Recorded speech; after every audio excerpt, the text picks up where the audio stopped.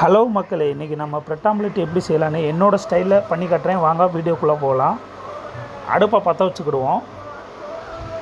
இப்போ தோசைக்கல்லை வச்சுக்கிடுவோம். இதில் நல்லா சூடானதும் 2 பிரெட்டை வந்து நல்லா ரோஸ்ட் பண்ணி எடுத்துக்கிடுவோம்.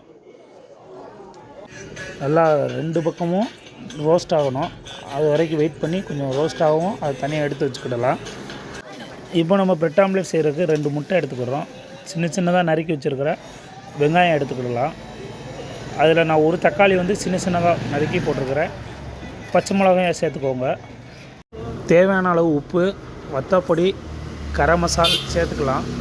இப்போ தோசைகள் எடுத்து நல்லா சூடாகும். கொஞ்சம் எண்ணெய் மேலே விட்டு இப்போ நம்ம மிக்ஸ் பண்ணி வச்சுருக்க முட்டையை ஊற்றிக்கிடலாம். இப்போ தோசைகளை நல்லா பரவலாக ஊற்றிக்கலாம். ஒரு 2 நிமிஷம் நல்லா வேகட்டும். இப்போ 2 பிரெட்டை வந்து இது மேலே வச்சுக்கிடலாம்.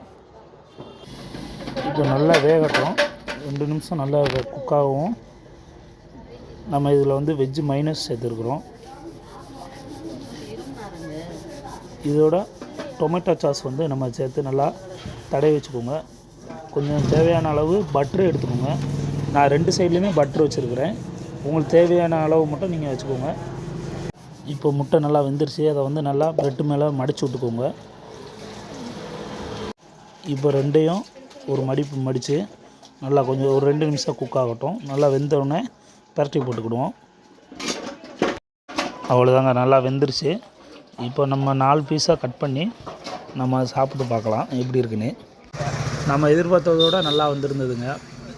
இப்போ பிரெட் ஆம்லெட் ரெடி ஆச்சு. வீடியோ பிடிச்சிருந்ததுன்னா லைக் பண்ணுங்கள், சப்ஸ்கிரைப் பண்ணுங்கள்.